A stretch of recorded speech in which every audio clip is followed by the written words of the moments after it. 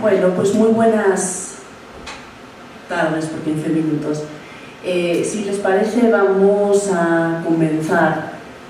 Y bueno, en fin, nada más decirles que vamos a dar inicio a una mesa que hemos titulado Cuerpos, Violencias y Lenguajes, que es una mesa coorganizada por el Centro de Investigaciones y Estudios de Género, también en colaboración con la Biblioteca Vasconcelos, y todo esto con motivo del Día Internacional de la Mujer Trabajadora, que, como ya saben, no vamos a insistir, fue diferido del 8 de marzo a el viernes 10, por las razones que ustedes ya todas conocen, que fue el apoyo al paro y a la marcha de convocatoria internacional.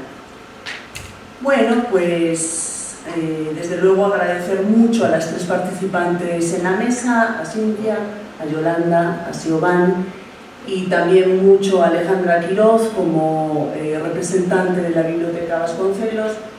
Nada más comentarles que el formato de la actividad va a ser una intervención de unos 15 y 20 minutos de cada una de las participantes, precedida por la semblanza curricular de cada una de ellas a cargo de Alejandra Quiroz.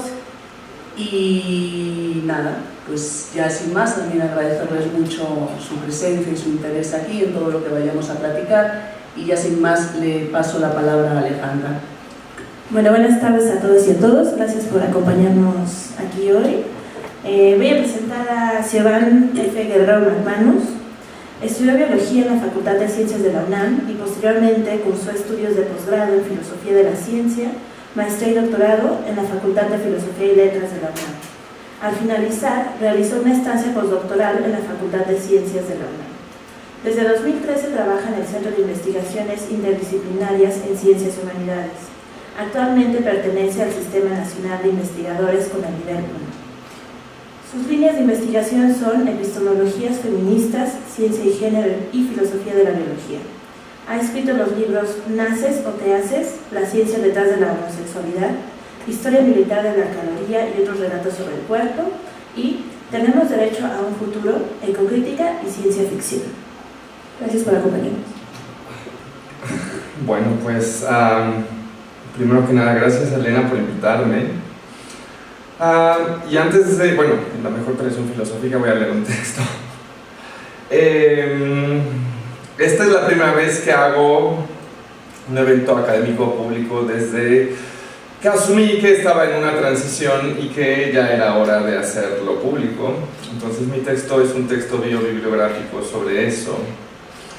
Y lo voy a leer. Le dije a Elena que pues, podía ser un texto que me conmoviera, espero que no ocurra y pueda leerlo bien, pero aquí voy.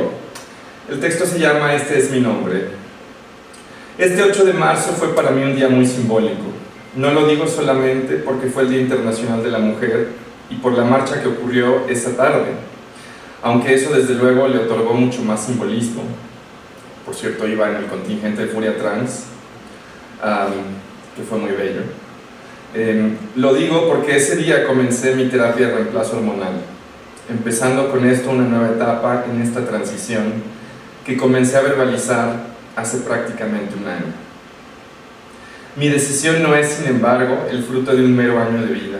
En realidad, no tendría forma de hacer mensurable una decisión como esta. No puedo hacerlo porque hoy me encuentro con la plena certeza de que estoy reescribiendo mi biografía, bajo el auspicio de esa extraña formulación que se expresa a través de la lógica del habrá sido, de lo que habrá sido, de ese futuro hecho pasado, es que veo a mi propia historia reescribirse. Veo a mi niñez y a mi adolescencia volverse otras. Una niñez y una adolescencia que habrán sido trans cuando vuelva a narrarlas. También ellas transitan mientras lo hace mi presente, mientras lo hace mi futuro. Y no sé si es el efecto de una extraña perversidad que busca la coherencia biográfica del sujeto, o simplemente una nueva ponderación de vivencias que estaban atesoradas en mi memoria, Salud. Quizás descubrí algo de mí que no sabía y que había estado allí, latente, por años. Hace meses, cuando verbalizaba por primera vez lo que en ese entonces me parecía la radical idea de que quizás era trans, me resistía a lo que denominé la narrativa del cigoto trans. Esa narrativa que hace que de manera retroactiva la identidad de género sea siempre una, fija, estable, innata y dada. Me resistía a ello porque quería afirmar que yo estaba deviniendo en mujer trans, que había habitado la masculinidad y que ahora la dejaba detrás. Así, siguiendo como siempre una interpretación archiacadémica de mi vida, me leía a mí misma bajo el marco de la ecología queer y su propuesta de un sujeto ecológico que tiene la particularidad de conformarse y cambiar de acuerdo a su contexto. Me soñé así, retomando los imaginarios de la biología, como viviendo una historia de vida protándrica, como aquella que vive justamente el pez payaso, que primero es macho y luego es hembra. Y sin embargo, operó en mí un proceso inesperado porque mientras se me fue haciendo cada vez más habitable la categoría misma de mujer trans, me fui reencontrando con momentos de mi infancia y de mi adolescencia que no es que estuvieran sepultados, sino que habían sido leídos por mí de otra manera. A modo de ejemplo, recordé que a los 8, 9 y 10 años solía jugar a que una niña y un niño se peleaban por mi cuerpo, que batallaban por él y que si ganaba uno u otra podían controlarme por un tiempo. Numerosos detalles como ese plagaron mi niñez y mi adolescencia. Fantasías de crecer, pero no con un cuerpo masculino. Fantasías que simplemente cesaron no porque alcanzara una suerte de resolución, sino porque me sobrevino la vida y me sobrevinieron imperativos de género que no se cayeron ni se callaron con los años o con los estudios de género. Los tiró, los demolió, el baile, el bogueo, el drag y un nuevo ambiente. Imperativos disfrazados de cariño, de orgullo, de privilegio. Las fiestas de mi abuela paterna por haber tenido a su primer nieto y que éste fuera un varoncito. Algo que ella celebró hasta el último día de su vida, incluso cuando la senilidad había erosionado casi toda su memoria. Pero no erosionó nunca su felicidad de tener un primer nieto y que además hubiese sido varón. Y crecí con la culpa de que quizás eso no era del todo cierto, esperando que algún tío o tía tuviera bien tener un hijo varón y pudiera yo desafanarme de ese peso. Pero nunca pasó, y dentro del dolor que sentí cuando mi abuela murió, sentí también un aire de libertad. Imperativos como ese hubieron muchos. Mi padre orgulloso de su hijo primogénito, al que además tuvo a bien ponerle su nombre. ¿Cómo podía yo soñar siquiera con dejar atrás una vida, un nombre y una identidad sin que sonara a traición, a denegación de mi cariño por mi padre? ¿Cómo transitar cuando has crecido con ese peso? O tercer y último ejemplo, ¿qué hacer cuando tu madre, que siempre fue de izquierdas, te dijo desde que tenías memoria que era muy bueno que fueras varón? ¿Qué hacer cuando te diste cuenta que esa masculinidad que te arrojaba la hacía sentir segura? ¿Qué hacer cuando se te reitera de manera explícita que si transitas, ¿quién cuidará de nosotras? Por todos esos recuerdos, por todo lo que me pesaron, por todo lo que me angustiaron en mi infancia y mi adolescencia, es que hoy me doy cuenta que mi transición no empezó hace un año. La figura de la protandria no la captura como tal, pero tampoco lo hace la ficción del cigoto trans. Y perdónenme las metáforas biológicas, pero estudié justamente biología, y siempre me fascinó la diversidad de cuerpos y sexos en la naturaleza. Como sea, hoy siento que me opera una reescritura de la memoria, pero que no opera desde cero. Dicho sea de paso, me he encontrado releyendo mis propios textos, mis cuentos, mi libro de historia militar, y dándome cuenta que estaba anticipando un deseo que no verbalizaba. No deseo negar que por 20 años habité una vida masculina, lo hice porque tenía que hacerlo, porque me tocó darlo todo para construir una vida para mí y para mi madre.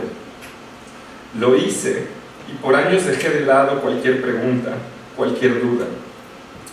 Y no sé si estas regresaron o surgieron o qué. El punto es que irrumpieron en mi vida y me encontré así con la imperiosa necesidad de hacerles frente. Podría parecer que el hecho de trabajar en el área de estudios de género lo hizo más fácil. En un sentido, sí. Tengo la fortuna de que me rodean personas que me han expresado todo su apoyo. Pero en otro sentido, fue más difícil, porque no podía invocar ninguna suerte de esencia o relato esencialista de que siempre me había sentido así, ya que inmediatamente lo miraba mal y lo deconstruía. Me tomó algún tiempo poder decir que simplemente quería hacer esto y ya, que se sentía bien, que me hacía sentir feliz haber dado este paso. Pero si pude dar el paso, fue porque la categoría se hizo habitable. Y se hizo habitable no por todo lo que pudiera haber leído o por lo que creía entender. Se hizo habitable por 3 motivos.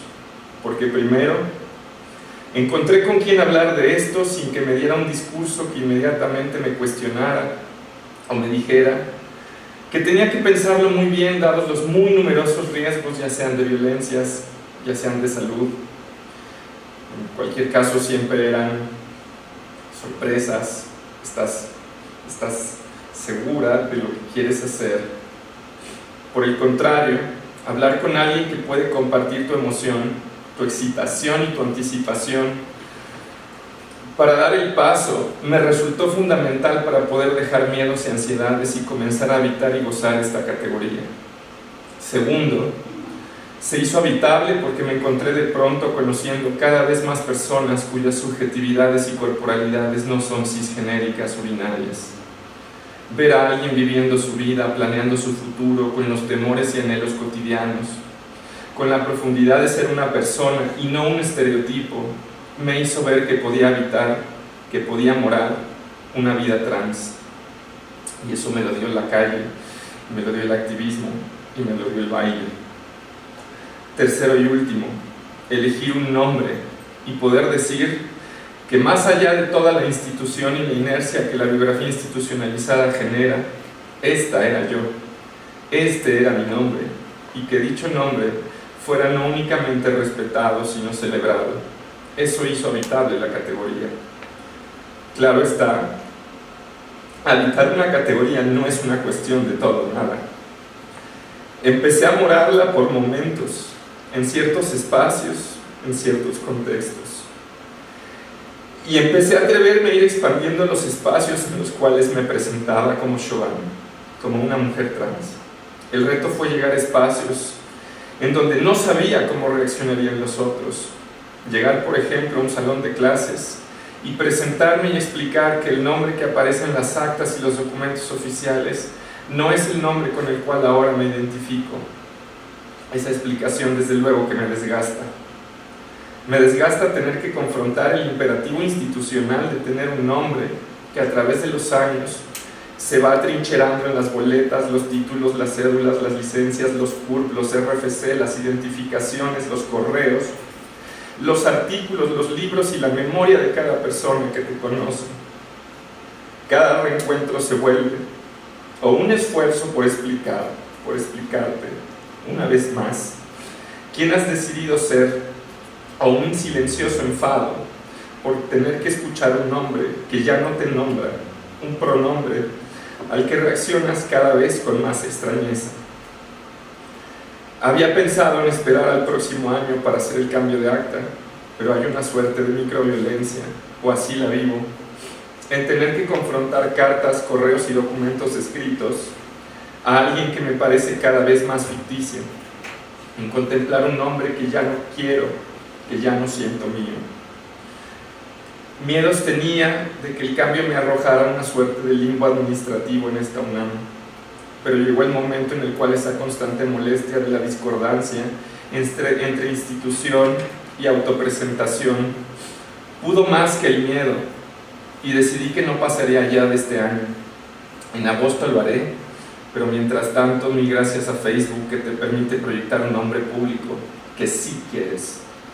Aunque eso también fue una batalla que me llevó, dicho sea de paso, 4 meses, porque Facebook no me dejaba cambiar el inventado nombre, me exigía identificaciones que yo no le podía dar. Y hablando de tiempos, tampoco se empieza a morar una categoría así, sin más. Con los días, con las semanas, con los meses y anticipo con los años, las cosas se van viviendo distinto. Primero pensé en morar un cuerpo trans no hegemónico, es decir, no medicalizado, como si al medicamentarme, al hormonarme, llevar a cabo alguna suerte de falsación teórica de mi propia postura, de que las identidades de género no tienen por qué venir asociadas a ciertos tipos de cuerpos.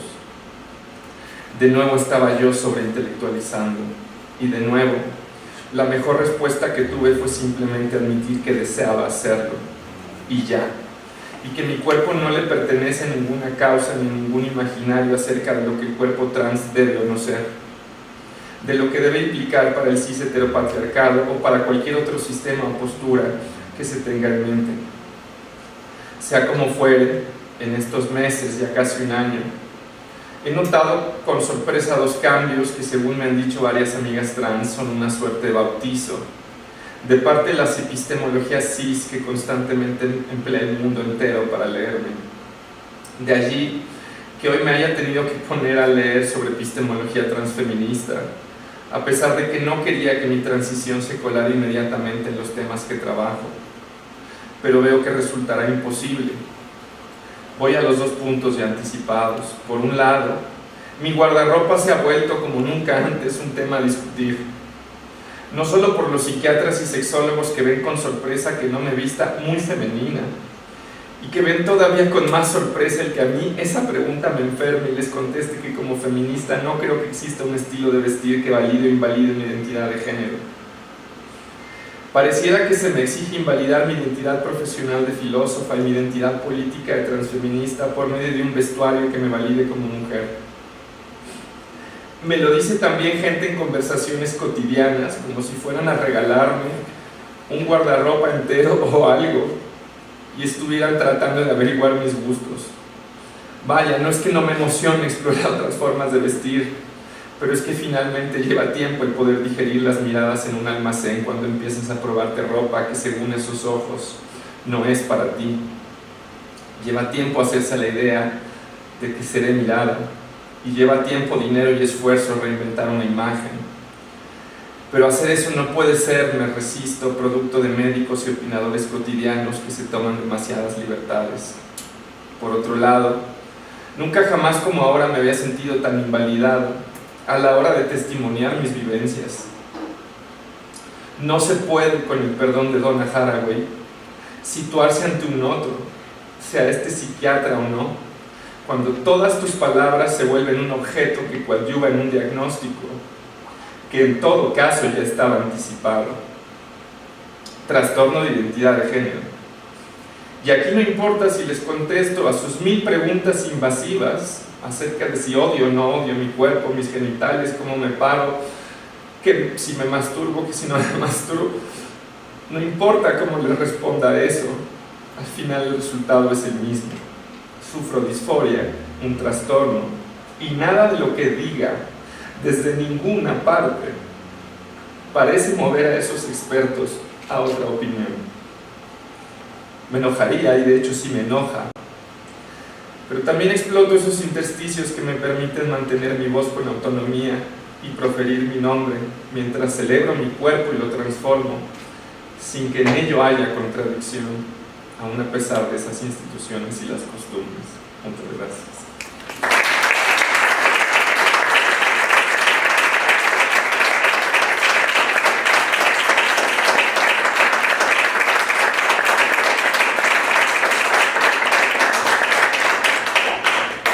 Gracias, Siobhan, por tu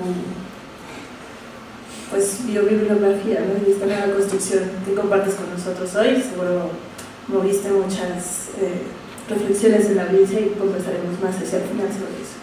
Ahora vamos a escuchar a Yolanda Segura, nació en Querétaro en 1989. Ha publicado Todo lo que vive es una zona de pasaje con editorial Frank de Medusas en 2016 y Un reguero de hormigas en el fondo editorial Tierra Adentro en 2016. Poemas y artículos suyos han aparecido en diversas revistas como Tierra Adentro, Border Senses y Lubina, así como en varias antologías. Colabora regularmente en periódico de poesía. Actualmente estudia el doctorado en letras en la UNAM. Mantiene el blog El reverso de las piedras.blogspot.mx. Hola a todas y todos, gracias por estar, muchas gracias por la invitación y la feliz coincidencia y todo eso. Quiero un poco platicar, estoy muy contenta para empezar, tengo que decir, porque es como la primera vez en que puedo juntar estas dos vidas, por un lado la cosa académica y por el otro la parte creativa. Entonces me tomé la libertad de hacer una presentación porque hice de académica, pero bueno, la idea es que vayamos charlando. Quiero hablar sobre qué cosa para mí es un poema y cómo esto se articula justamente con los tres ejes que nos propusieron para la charla: violencias, cuerpos, lenguajes.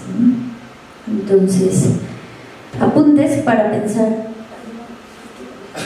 En conjunto las articulaciones de lo que puede ser, pero no lo sabemos de cierto, aunque lo suponemos, un texto convencionalmente reconocido como poético, y por qué componer poemas se siente bien chistoso en el cuerpo, y eso a veces es bonito y está bien.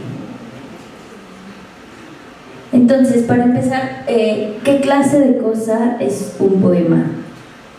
Tendríamos que reconocer que un poema es antes que otra cosa un artefacto lingüístico, esto es decir, es un discurso, y eso significa entonces que es un acontecimiento social. Por tanto, está inserto en un contexto tanto de producción como de recepción. Eso puede sonar como muy obvio ahora que lo estoy diciendo. Sin embargo, hay toda una tradición literaria, creativa y crítica que está encaminada a pensar que los poemas hablan de cosas muy trascendentes y de la transparencia y de la luz. Y entonces, justo contra eso, yo estoy proponiendo otro modo.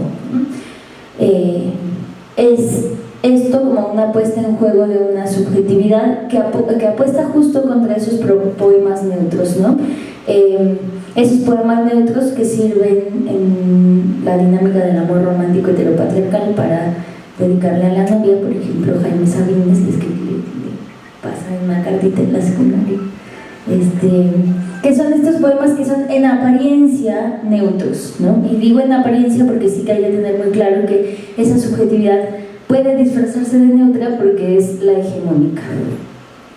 Y para mí un poema siempre es una pregunta antes que una certeza, aunque la forma de los poemas muchas veces es la de una afirmación contundente, ¿no? El poema sería como una especie de propuesta que se disfraza de verdad, pero un poema no dice la verdad, ¿no? Dice como una serie de aproximaciones al mundo y ya. Entonces, ¿quién escribe poemas? Que esto es algo muy importante. De pronto parece que escribir poemas es algo que hace cualquiera, y el asunto es que sí, pero la forma de institucionalizarlos hace que no para todos y para todas esté abierto el campo de hacer poemas, ¿no? Y luego hay otra pregunta que está ahí como muy latente, que es ¿para quién se escriben poemas? ¿No? El otro día en una presentación me increparon porque mis poemas no hablaban del pueblo y que no le hablaban a la gente, y entonces yo lo único que pude responder es: pero pues yo también soy gente y también soy pueblo. Entonces, como que esta cosa de pensar que el acto de creación poética confiere autoridad, pues también es algo que intento deshacer cotidianamente, ¿no? Y que además me molesta, o sea, cuando me invitan a algún lado y me dicen maestra, me da una vergüenza que no les puedo contar. Y bueno, esta frase es de Charles Bernstein, que me gustó mucho porque los hechos en la poesía son hechizos. Y entonces con hechizo tenemos primero la idea de conjuro como intervención en la realidad que tiene un carácter performático, es decir, yo digo que esta piedra que en la vida real es negra es roja, y entonces eso hace una especie de intervención en la realidad que modifica mi relación con esa piedra, por decir algo, ¿no? Y bueno, también está por supuesto la idea de la poesía como algo mágico, que esa magia para mí no estaría entendida en términos necesariamente trascendentes, sino justo esta idea de invención y de asombro, ¿no? Entonces ahí lo que estoy diciendo es que la poesía no es racional, que parece otra vez una cosa como muy obvia, sin embargo hay toda una serie de personas que creen que sí, que es un artificio que tiene que tener ciertas reglas para considerarse un poema, ¿no? Y luego este otro sentido, que es que en mi pueblo, no sé si acá, pero hechizo también tiene esta idea de pirata, de improvisado, de algo falso y de algo precario, ¿no? Entonces cuando yo digo que mi reparación de la lavadora es hechiza, es que no la arregló un profesional, y entonces es como un poco esa idea también del juego, de la aproximación, de no dar nada como por sentado y fijo, ¿no? Entonces mi trabajo tiene que ver con acumulaciones, con rescates y con recomposiciones que generan extrañamiento. Entonces estamos hablando de una poesía que no tiene por qué estar compuesta a partir de lo que sale de mi ronco pecho, porque ¿qué sale de mi ronco pecho? Nada, ronquidos o algo. Entonces es un deslizarse, es un desplazarse, es como andar en patines, y yo no sé andar en patines, pero no importa, porque justo de eso se trata, ¿no? Es esta puesta en juego que es un arriesgue, pero al mismo tiempo hay mucho de lúdico ahí, ¿no? Y es un balbuceo también, es un dirigirse al desvío, es como intentar aproximar cosas a algo, pero sin que eso signifique una certeza, ¿no? Hay un concepto con el que me gusta mucho pensar, que es esta idea del poema como ensayo lírico, ¿no? ¿Cuál sería la diferencia entre un poema tradicional, digamos, y pensar algo como un ensayo lírico? Para empezar, que sí que hay un concepto, ¿no? Y hay un concepto del que se genera un extrañamiento, ¿no?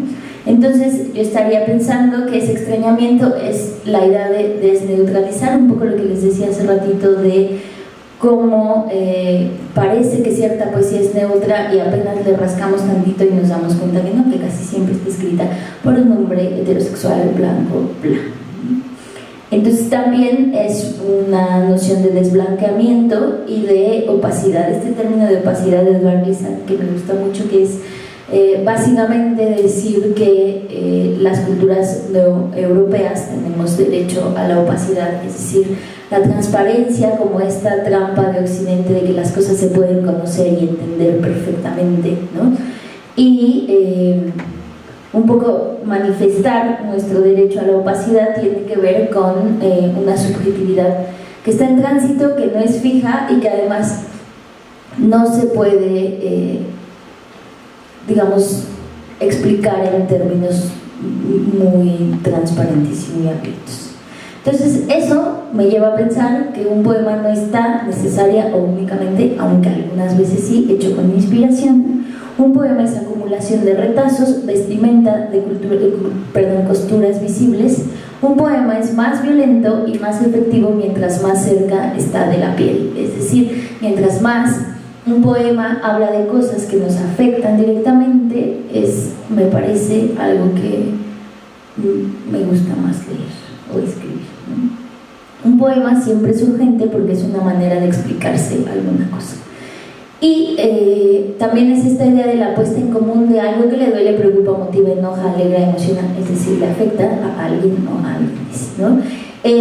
La idea de poner en común también es un poco como pensar que las experiencias, aunque son personales, también pueden empatar con otras subjetividades, y en ese momento se construiría una especie de experiencia común, ¿no? Entonces, por eso,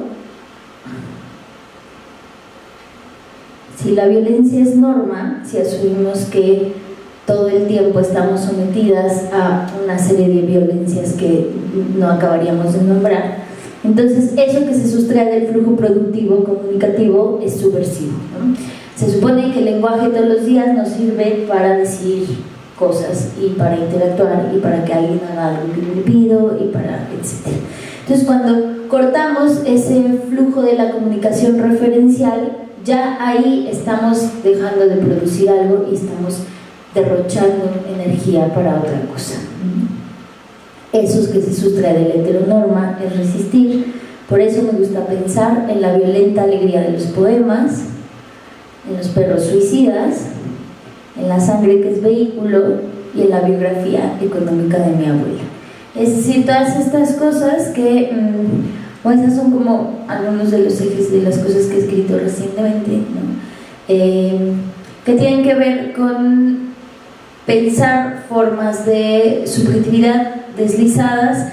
El otro día como que me preguntaban, bueno, si tú eres lesbiana, ¿por qué no escribes poemas lésbicos? Y yo decía, no, pues porque, no sé, porque, no sé, o sea, porque tendría que ser un tema, y que también es un poco esto que tú decías, Giovanni, de la exigencia de, ¿no?, comportarse de determinada forma también ahí, ¿no? No escribo poemas lésbicos porque no se me ha antojado, igual un día se me antoja y estará bien o no.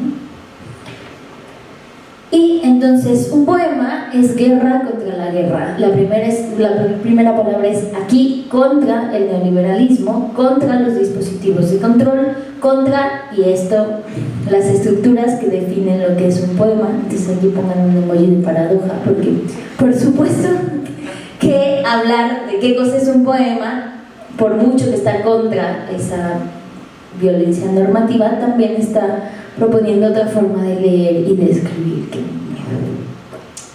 Entonces sí soy consciente de mi contradicción y la defiendo.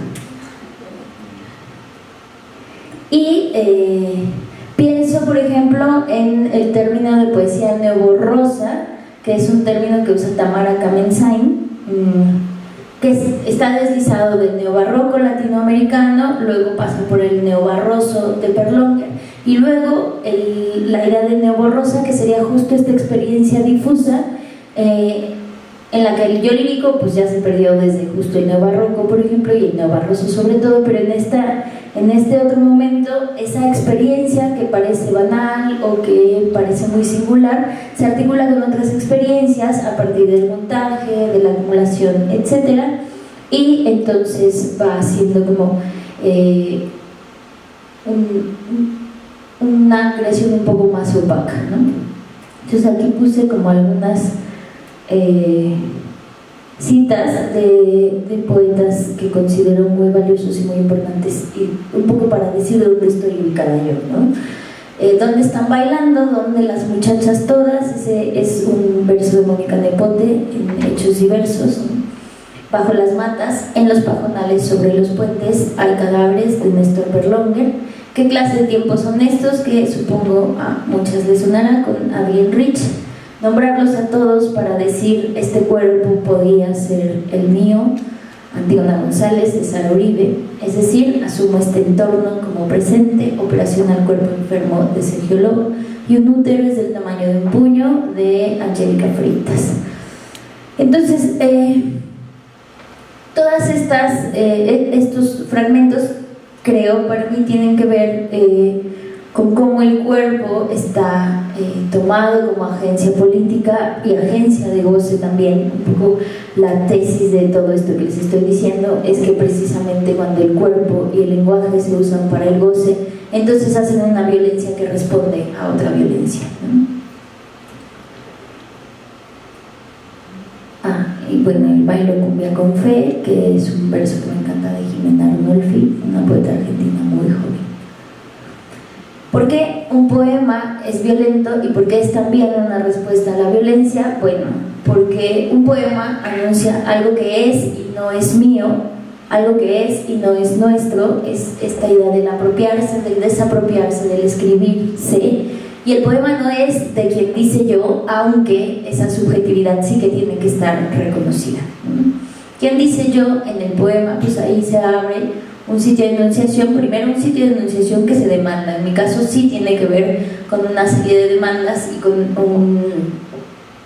claro que es un decir, aquí estoy, pensado por ejemplo en la historia personal de cada una de las personas que llega a publicar un poema, por ejemplo, ¿no? O sea, quién es, por qué está escribiendo eso, desde dónde y qué tanto trabajo le costó llegar ahí, ¿no? O sea, cuántas estructuras se tuvo que pelear para eso. En mi caso al menos sí son muchísimas.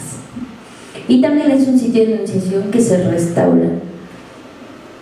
¿Esto significa, a partir de todo esto que les conté, que cualquiera puede componer poemas? La respuesta es sí, ¿no? Y eso estaría como muy bonito porque sí nos implica, claro, el pensamiento poético creo que es otra manera de entender el mundo y denunciarlo y modificarlo, por supuesto, ¿no? Hay como un montón de teorías que dicen justo que una de las alternativas a la política tradicional, digamos, es justo pensar y subvertir poéticamente la lengua. Y eso, muchas gracias.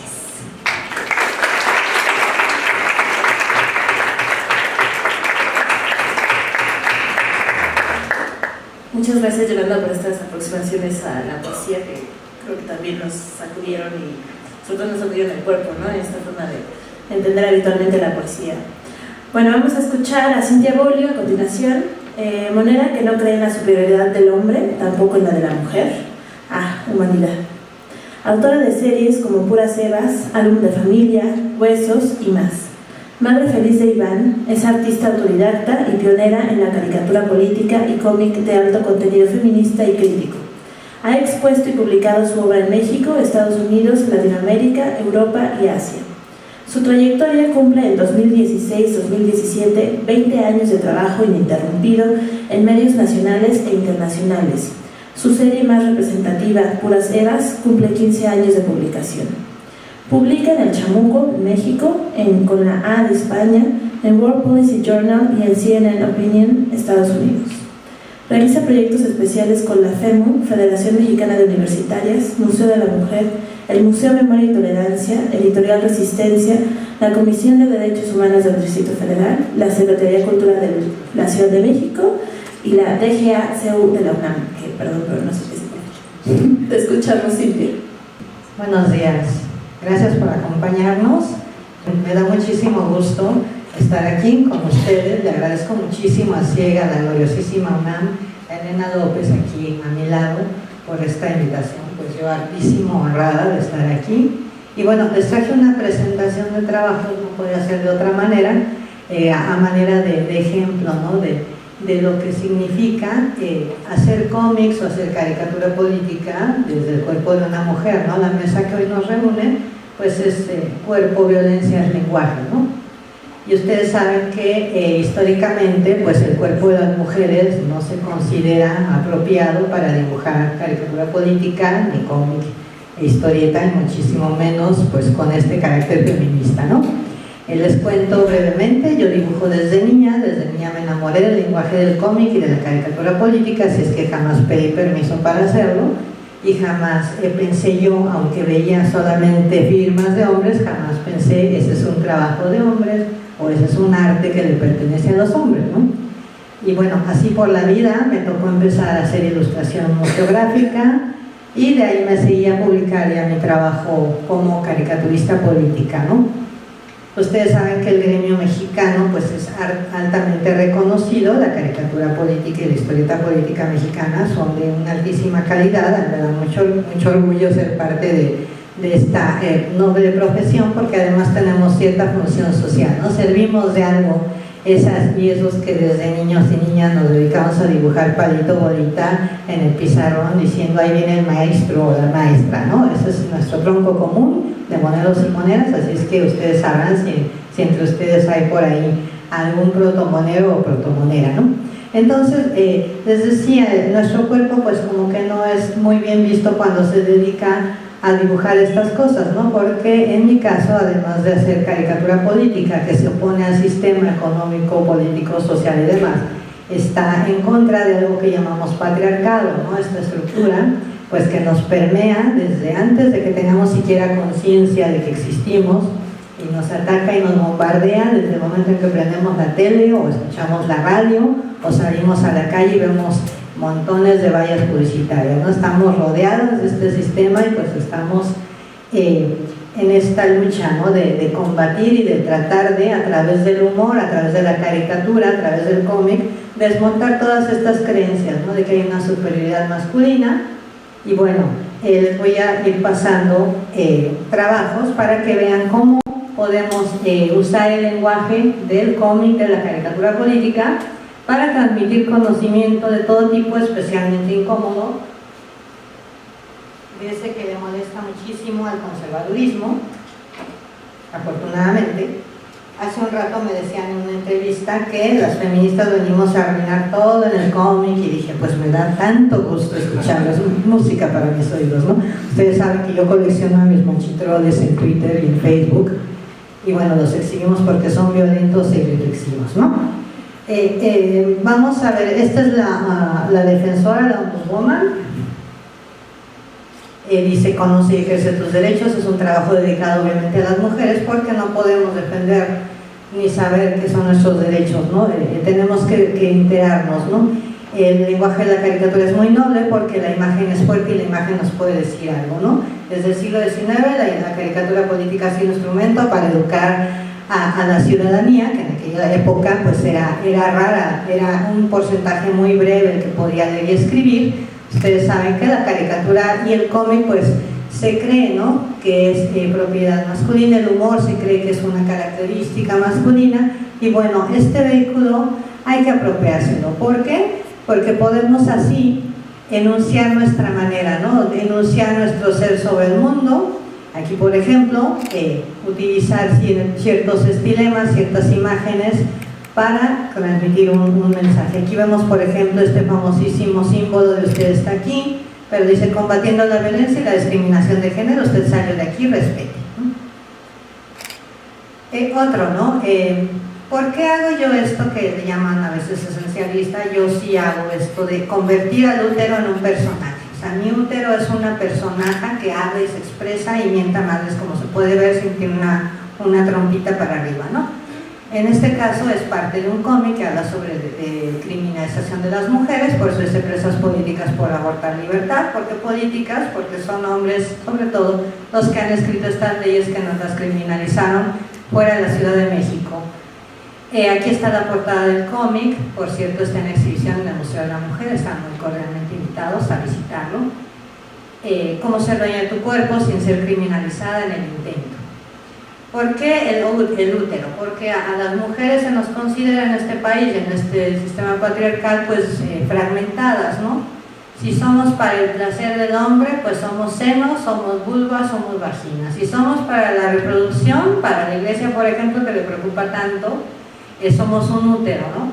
Si somos para la cuestión laboral, pues somos manos, no somos fuerza. Entonces de ahí esta representación fragmentada de la mujer, pero siempre a través del sentido del humor, ¿no? Aquí dice la primera página, ¿conoces al útero? Y llega el útero, nuestro útero de Viseola, yo soy tu matriz, ¿no? Así es que a respetar, y tuya y de todo mundo, sí. Y bueno, nos cosifican, ¿no? Por eso llega este representante del útero diciendo maravilloso objeto, cuánta grandeza has alojado en tu entraña, ¿no?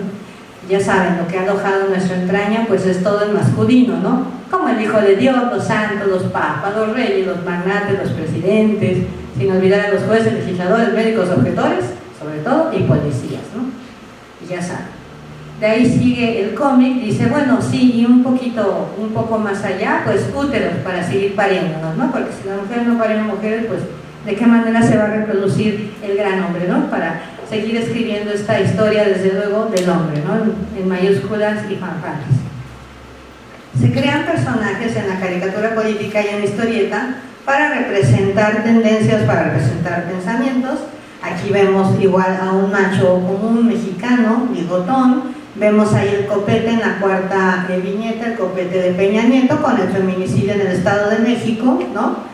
Vemos ahí las cruces de las mujeres. Y bueno, ¿de qué manera se nos considera como indignas, ¿no? Como un asco cuando nos quejamos de la violencia feminicida y dice que no tontitos, son las mujeres quienes tienen un problema o más, ¿no? Porque tenemos un conjunto de leyes muy bueno, que se ha elaborado a partir, por cierto, de las luchas feministas, no ha sido ninguna dádiva, no ha surgido de la nada, pero resulta que no se cumplen. Vamos a pasar a otro tema, que es el del cartón político. Esto se publicó en El Centro en 2007, en plena discusión por la aprobación de la interrupción legal del embarazo, que el próximo mes cumple 10 años en la Ciudad de México, y dice aborto legal para no morir. Y vemos aquí a la mujer precisamente como incompleta, sosteniendo a su propio útero en mano y diciendo, ¿de veras ya es mío de mí, no? Mi cuerpo es mío. Y dice, sí. La justicia dice, sí, pero te cuidas, mi reina, ¿no? Este otro tiene que ver también con el derecho a decidir sobre nuestros propios cuerpos. Y vemos aquí a María. Ustedes conocen la historia de la Biblia, de la religión que nos ha contado, ¿no? Que llega una paloma, que es un tercio de Dios, háblale a María, decirle, bueno, vas a tener al Hijo de Dios, ¿no? Y aquí María dice, anoche me visitó una paloma esquizoide, porque ustedes saben que la esquizofrenia, pues, una de las características son las múltiples personalidades, pues sabemos que es Dios Padre, Hijo y Espíritu Santo. Por eso dicen, anoche me visitó una paloma esquizoide que pretendía decidir sobre mi cuerpo, ¿no? Y vamos a María, que alguien le anuncie que para eso cuento con la pastilla anticoncepción de emergencia, ¿no? Es decir, comunicamos a través de la caricatura, a través del humor. Le estamos diciendo a una mujer, si tú no quieres llevar a cabo un embarazo y no te protegiste, puedes tomar tu pastilla de anticoncepción de emergencia, ¿no? Ese cartón le molestó mucho a ciertos patriarcas en algunas exhibiciones, lo cual también da bastante gusto. Este trabajo está en inglés porque me lo pidió un medio estadounidense, que es World Policy Journal. Hizo un especial trimestral que está ahorita al aire, el de invierno 2016-2017, y es un número que hemos elaborado absolutamente mujeres de Estados Unidos. Ahí es la sede en Nueva York, pero invitaron a mujeres de todo el mundo y me han invitado como caricaturista feminista a hablar precisamente sobre estos temas, ¿no? Y no sucede en México algo distinto que en Estados Unidos o que en Europa, ¿no? Hay un ataque total contra los derechos de las mujeres y están tratando de echar para atrás estas leyes que permiten abortar, quieren cerrar clínicas, etc., ¿no? Entonces vemos aquí a la iglesia y al cuerpo de ley diciendo, no te preocupes, nosotros hombres sabemos exactamente qué es lo mejor para ti. Aquí otro que habla sobre cuerpos, ¿no? Invadidos, violentados, que son los de las niñas, que en gran parte de México, Latinoamérica, inclusive en países del primer mundo, se da el fenómeno de no solo el abuso sexual, sino también los embarazos en menores, ¿no? Es como una epidemia y vemos una lucha aquí con la gente de derecha que decide que las niñas pues tienen que llevar a cabo estos embarazos y ser madres a corta edad, porque eso le agrada al Espíritu Santo, eso hace feliz a Dios, ¿no? Entonces a las niñas también se les hace como coco wash, ¿no? El lavado de cerebro, de decir, tú eres buena, entonces tú vas a tener a tu bebé. Y eso sí, la iglesia y los grupos de derecha, después de que la niña pare, se olvidan totalmente de ella, porque no hay beca, no hay apoyo, no hay nada, ¿no? Es decir, protectores de cigotos, pero desprotectores de todo lo demás.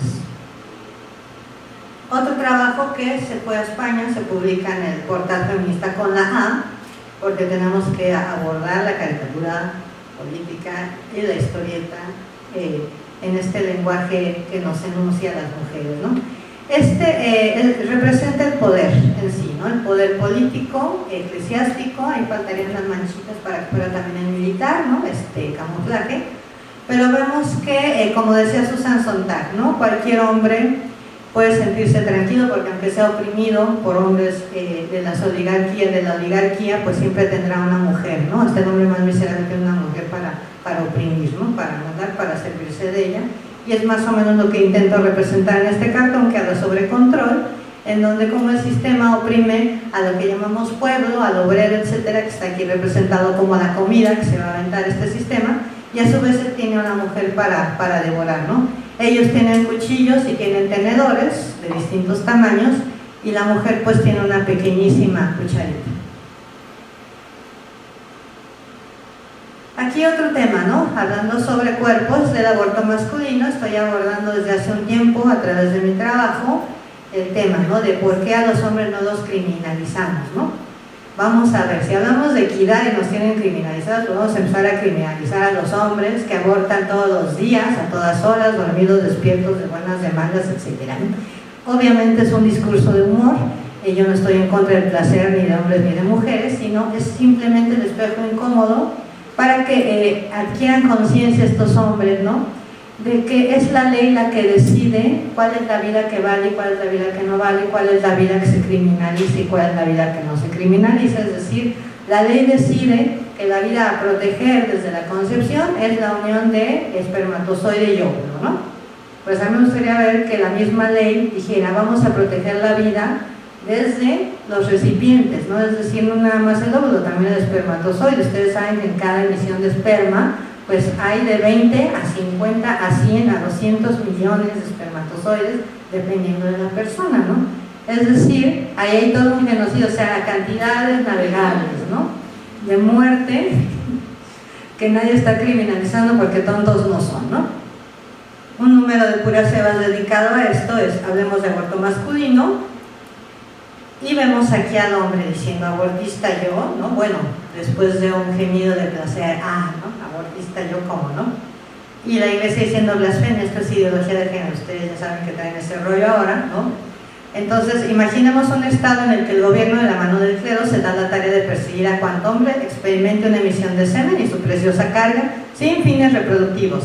Entonces podemos imaginar decenas de hombres encerrados, pobres, indígenas, padres de familia, sin educación formal, acusados de homicidio en grado de parentesco, exhibidos ante la sociedad como desobedientes del mandato divino. Esto se antoja absurdo, pero imaginemos en cambio que la persona perseguida es una mujer y este relato deja de ser ficción y se convierte en la realidad en gran parte del territorio de México. La historia del hombre con mayúsculas se oyen fanfarrios por ahí, es otra. Este trabajo lo publiqué en El Chamuco en 2 partes, es una historieta como de 8 páginas, me cayeron algunas mentadas por ahí, lo cual me da también mucho gusto porque mientras más modesto es más efectivo el mensaje, ¿no? Y dice un tanto lo que les decía, ¿no? La OMS pues considera que hay de 20 a 150 millones de espermatozoides por emisión, ¿no? Cementerios navegables y nadie criminaliza nada, ¿no? Aquí dice, abajo vemos en este diálogo entre la muerte y un pene que está representando a los hombres en la ley y dice, mi ley protege la vida desde esta concepción, óvulo más espermatozoide y punto. Y la muerte dice que en este normado no cambia el hecho de que en el semen hay vida. Y dice, bueno, esa no la contemplamos porque tontos no somos. Continuó con esta, tuvo su segunda parte, el cual se realiza en distintas modalidades, hablando de aborto masculino.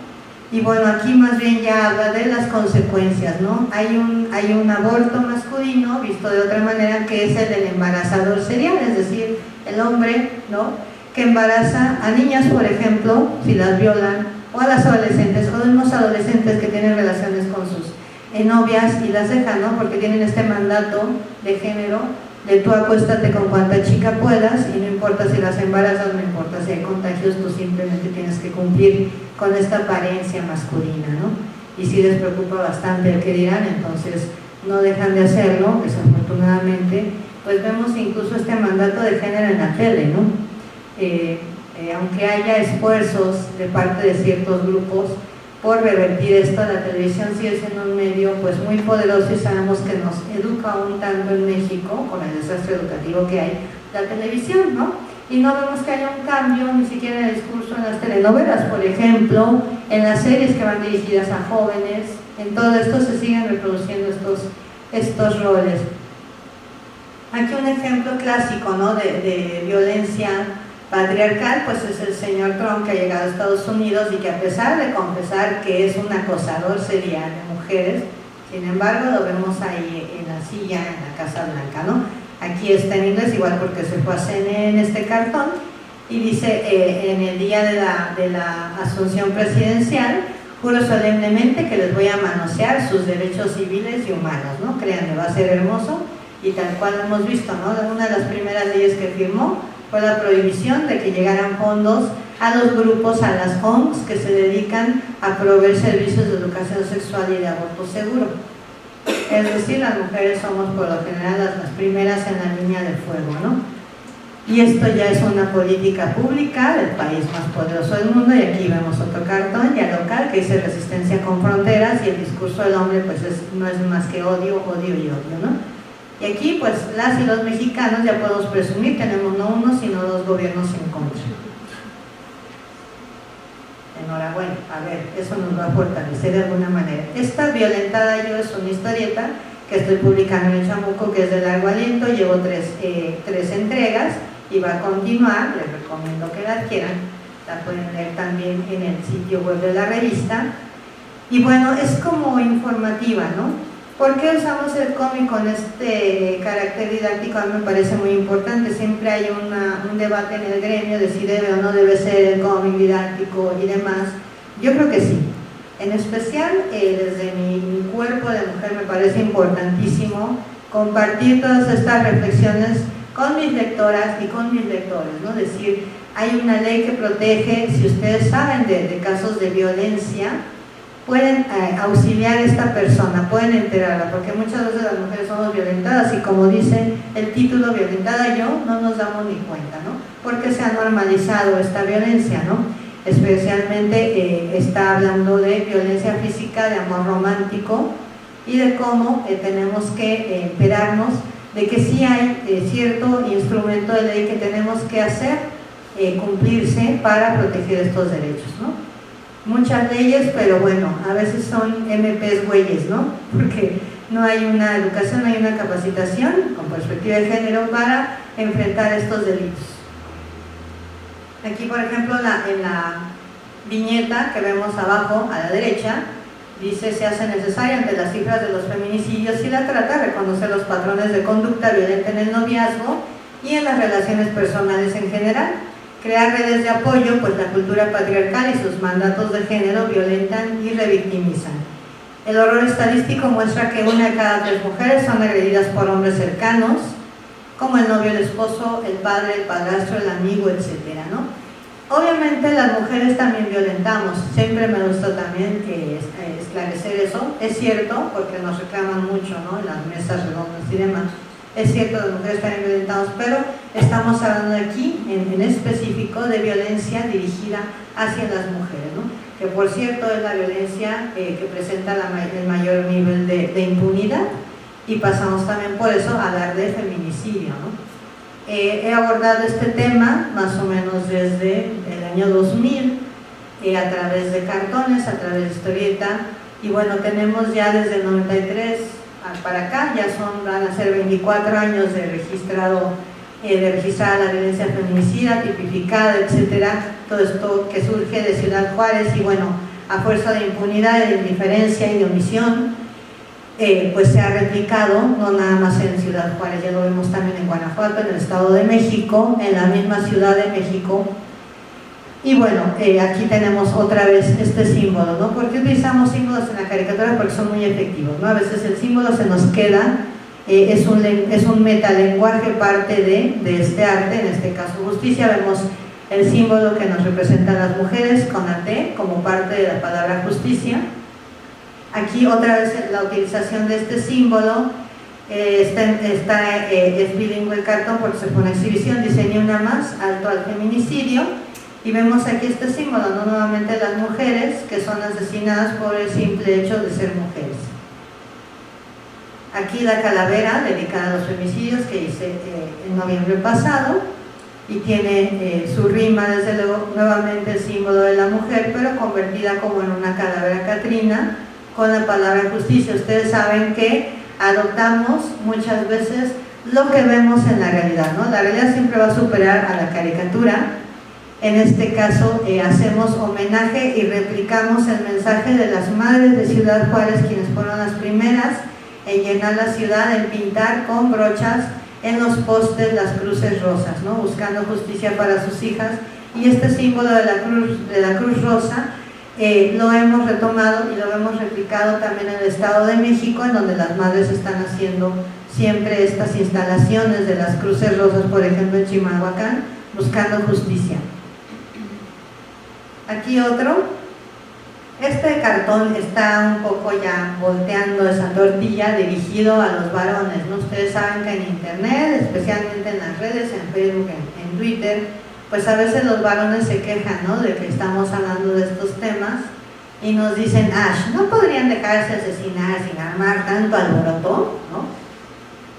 Y les decimos, bueno, cuidado porque el machismo mata y con tu aprobación normalizas la violencia. Este cartón se fue a España con la A, porque esto es un fenómeno, pues no nada más de México, sino de todo Iberoamérica, ¿no?, que vemos esta respuesta muy violenta frente a las denuncias sobre violencia feminicida o sobre violencia de género de parte de los sectores que desafortunadamente luego son los más jóvenes, ¿no?, los que se quejan de esto.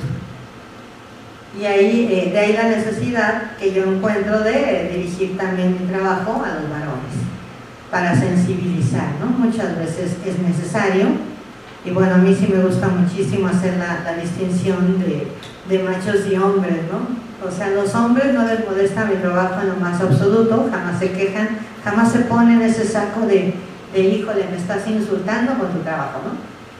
Y al contrario, los machines son los que sí, ¿no? Los misóginos son los que inmediatamente dicen, no todos los hombres, ¿no?, el famoso no dolmen, y empiezan a la diatriba, ¿no?, de que las feministas estamos arruinándoles la vida, ¿no? En fin, pobrecitos. Es que pobres, ¿no? O sea, nos están matando y masacrando, pero ellos son los que sufren este discurso a través de la caricatura. Bueno, aquí uno de los carteles del 25 de noviembre pasado, que hicimos la marcha como cada año contra la violencia de género, en particular contra la violencia feminicida, porque ustedes saben que es una emergencia nacional, ¿no? Estamos viendo que aumentan las cifras y los crímenes ya son cada vez más violentos, son cada vez más crueles y no vemos una acción clara, ¿no? A pesar de que hay alertas por violencia de género en distintos estados, no están funcionando adecuadamente, y hemos creado este gatito hashtag, este tema, para difundirlo en redes, que es Vivas Nos Queremos, ¿no? Feminicidio, emergencia nacional, justicia. Este trabajo y este otro están, por cierto, en exhibición en el Museo Memoria y Tolerancia. Está la exhibición Feminicidio en México Ya Basta, por favor visítenla, va a estar hasta mayo en el museo, y es una exposición, creo yo, muy importante porque es la primera que se monta sobre el tema y tiene este carácter precisamente de denuncia y didáctico, ¿no? E invita también a sensibilizar a los sectores que no tienen mucha idea o que se oponen a abordar estos temas a través del arte. Aquí otro de ellos, pues ni una menos, Vivas Nos Queremos, que utilizamos en las marchas, y por eso es pues súper importante, ¿no?, ver mujeres en todos los espacios habidos y por haber. El cómic es uno de ellos, que apenas vamos viendo cómo están surgiendo en este siglo XXI más mujeres. Yo tengo 20 años trabajando, me da gusto ver que poco a poco está surgiendo este interés, ¿no?, de las chicas, de las jóvenes artistas por expresarse, ya dejando el miedo atrás de decir soy feminista, porque hay muy mala fama, hay muy mala prensa todavía en contra de la palabra, pero se están aventando, ¿no? Y están haciendo ahorita un discurso que yo veo no tanto político, no tanto de oposición, sino más bien un discurso íntimo que habla desde el cuerpo. Abordan, por ejemplo, el tema de la menstruación, hacen obra, inclusive están retomando los espacios, redignificando o resignificando las labores propias de nuestro sexo, como el bordado. He visto maravillas bordadas sobre aborto, sobre menstruación, sobre el clítoris, y de ahí, bueno, un tanto este cartón que tiene que ver con ello, ¿no? O sea, las mujeres tenemos que estar en todas partes, y cuando vemos a las mujeres, por ejemplo, en el cuerpo de ley, las cosas mejoran un poco, porque entonces ellas son las que impulsan esta agenda, ¿no?, descriminalizadora de las mujeres. Por eso dice ella, jueza y parte, mi cuerpo, mis reglas. ¿Cómo empezamos con esto? Pues también tenemos que empezar desde el mismo lenguaje, ¿no? O sea, lo oral, el enunciarnos, ¿no? Parece payasada desde que llegó Fox decir chiquillos y chiquillas, mujeres y hombres, niños y niñas, ¿no?, compañeros y compañeras, pero esto es lo correcto, ¿no? Porque nos han acostumbrado a que nosotras mismas veamos normal esta invisibilización, ¿no? Entonces revertir esto, y a veces son las más pequeñas las que tienen más claro esto, ¿no? El sentido común en niños y niñas es impecable, y las niñas son las que nos vamos dando cuenta de que hay algo raro cuando somos mayoría de de hombres y decimos nosotros, una mujer no se incomoda, no se siente insultada, ¿no? Sin embargo, cuando es mayoría de mujeres y hay un hombre, tenemos esta tendencia que nos han inculcado a decir igual nosotros, ¿no? ¿Por qué? ¿Por qué le vamos a hacer algo así al niño, ¿no? ¿Por qué vamos a mujerizar al pobrecito diciendo nosotras, ¿no? Pues no, o sea, eso es lo correcto. No hay ningún problema, no hay ningún insulto en mujerizar oralmente a un hombre, ¿no? Y me da mucho gusto porque sí he tenido, por ejemplo, colegas de trabajo, ¿no? Que comparten alguna visión, no dibujantes, sino gente que se dedica al género, que sí asume nosotras, ¿no? Tan importante. Aquí otro, tenemos que hacerlo y tenemos que apresurarnos, ¿no? Porque la vida se nos va y aquí dice, por ejemplo, que no nos vaya a pasar lo que a la abuela, ¿no? De llegó la hora, ya no tengo pareja ni patrón, hijos que criar, o nietos que cuidar, oh, por fin podré vivir mi vida, ¿no? Me quedan 10 minutos, pero se los va a reventar. Y bueno, lo que queremos es esto, ¿no? A lo que yo aspiro es a inspirar, como dice por ahí el pequeño meme en las redes, a que sea una semilla, ¿no? Que el cómic y la caricatura política que realizo pues sea una semilla que inspire a otras personas, mujeres y hombres, a asumir este discurso y pues apoyar, ¿no? Y aportar desde el arte de la caricatura y el cómic para lograr en algún siglo de estos pues la plena equidad, la plena igualdad, ¿no? el pleno goce de derechos de las mujeres sobre este planeta, ¿no? Y aquí terminamos con esta imagen de la justicia en el diván, ¿no? Con su contraparte, justiciano es el usurpador de la justicia. Y bueno, estamos despatriarcalizando, como dicen, y dice aquí el hombre muy afectado, este representante de la misoginia: doctora, ¿qué hago? Veo que la misoginia está perdiendo puntos, ¿no? Y la justicia le dice: usted aplíquese como el viejerío que deconstruye todos los días, ¿no? Porque esto es un trabajo colectivo y bueno, nos va a tomar todavía, como les decía, algunas décadas ir con estos avances, ¿no? Es importante que nos dejemos en esto y pues les agradezco muchísimo la atención y cedo el micrófono.